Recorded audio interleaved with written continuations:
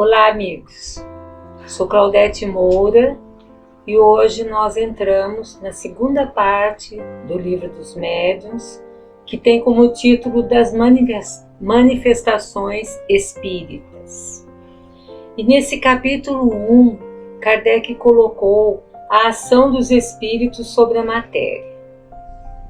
E diz o seguinte: excluída a interpretação materialista, ao mesmo tempo rejeitada pela razão e pelos fatos, resta apenas saber se a alma, após a morte, pode manifestar-se aos vivos. Ele começa assim esse capítulo dizendo o seguinte: como nós já estudamos aqueles sistemas todos e vimos que os sistemas materialistas são rejeitados ao mesmo tempo pela razão e pelos fatos, porque os fatos comprovaram que existiam inteligências diferentes, invisíveis, fora do corpo.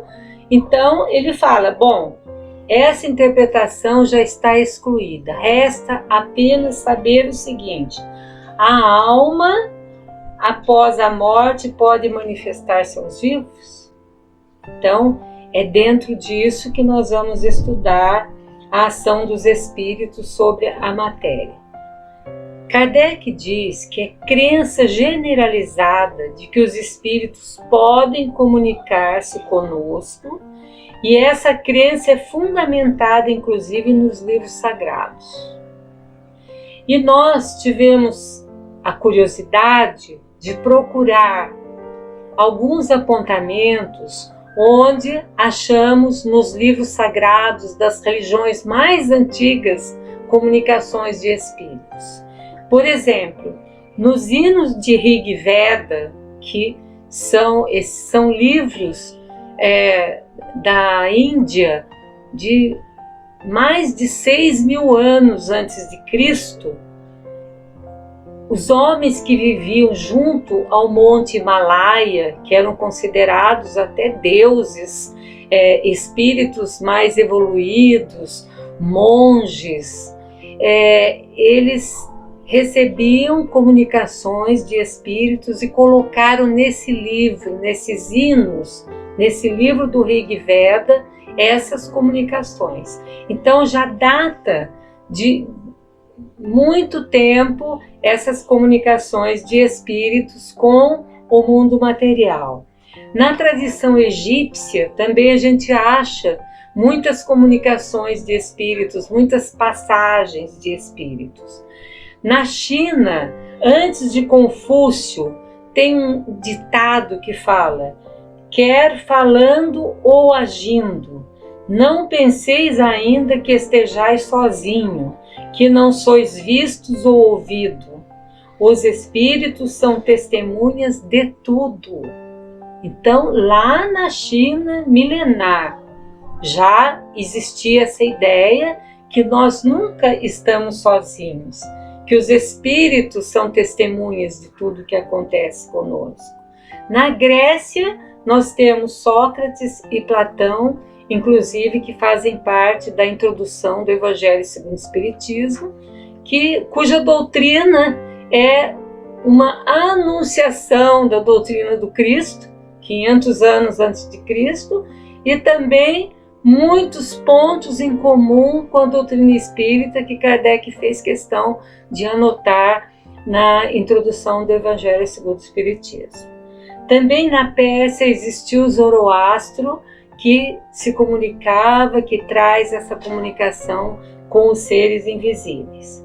Mas vamos para o que mais nós conhecemos. No Velho Testamento, nós temos várias passagens de comunicações onde as pessoas procuram consultar os oráculos, onde as pessoas existem aparições.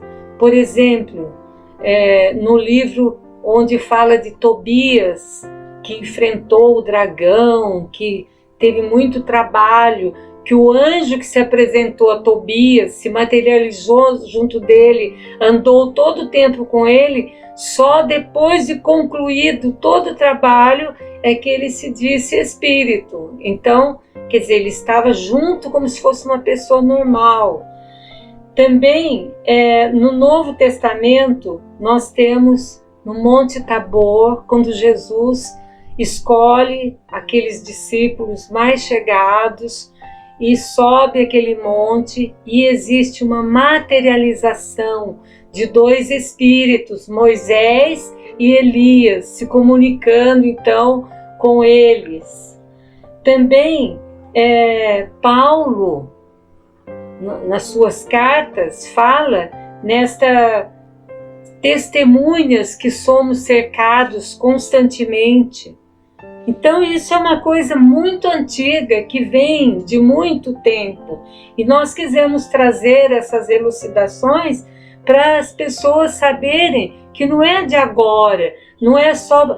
O que aconteceu?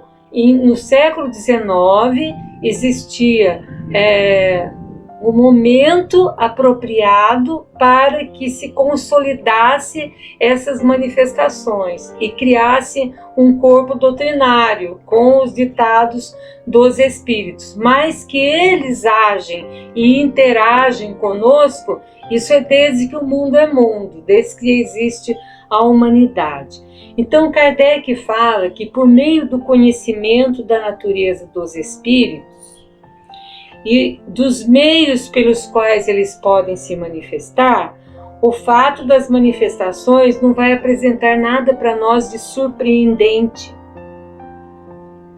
E acaba entrando na ordem das coisas naturais. São naturais essas manifestações. Os espíritos são seres como nós mesmos, desprovidos apenas do corpo material, mas que pensam, que têm inteligência. Inclusive a inteligência é do espírito, não é do corpo. Então é essa conclusão que nós chegamos. Também então Kardec começa agora um estudo a respeito do corpo físico, do perispírito, da alma. No homem existem 3 componentes. Esse estudo, vejam bem como Kardec tem uma didática muito apropriada para que as pessoas assimilem tudo aquilo que estão estudando. Ele já falou um monte de vezes isso. Ele já falou no Livro dos Espíritos, ele volta a falar agora no Livro dos Médiuns, ele já falou no capítulo anterior e volta agora elucidando melhor. No homem existem 3 componentes: corpo físico, perispírito e espírito. Então nós somos formados de corpo físico, perispírito e espírito. E explica o que é cada um.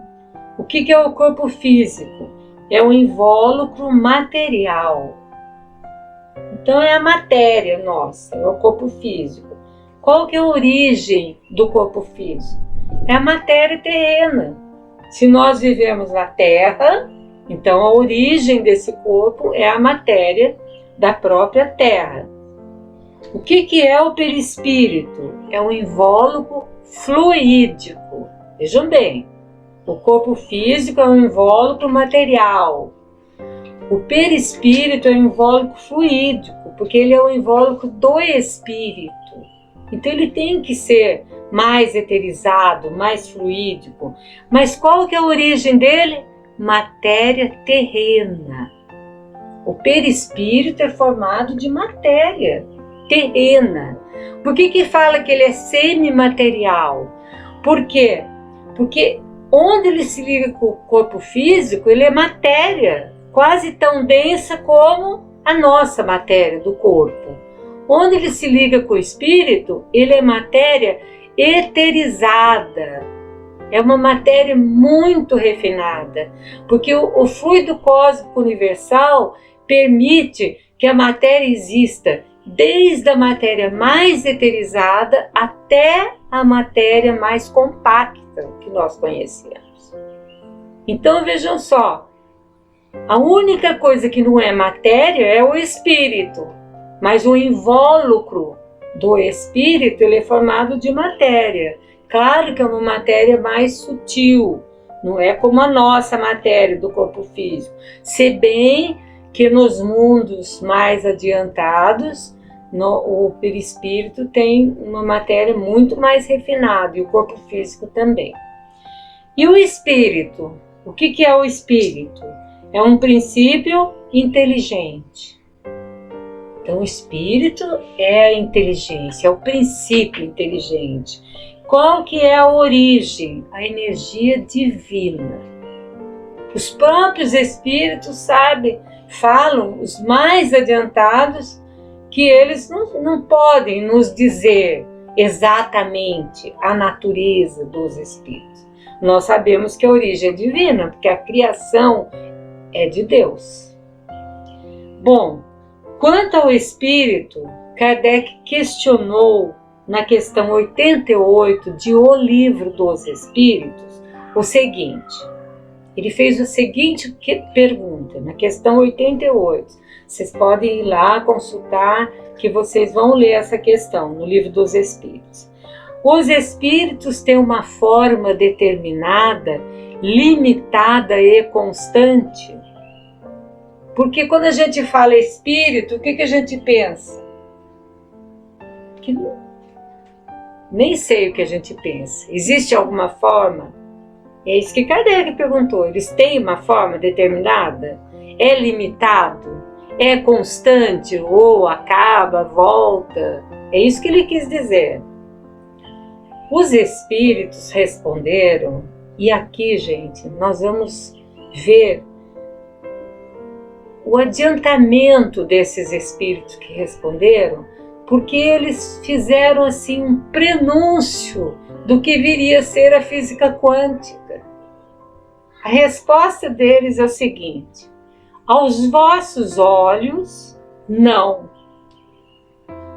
Aos nossos olhos, os espíritos não têm uma forma determinada, limitada. E nós sabemos que na física quântica, tudo depende do observador. O que o observador vê que é real para ele. Então, para nós, aos vossos olhos, não. Olha o que os espíritos falam. Aos nossos, sim. Eles, observando os espíritos, ele fala, eles são assim, se assim quiserdes, uma chama, um clarão ou uma faísca etérea.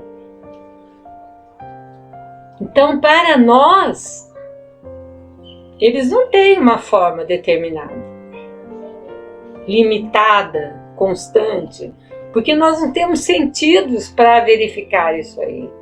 Mas aos olhos dos espíritos, sim.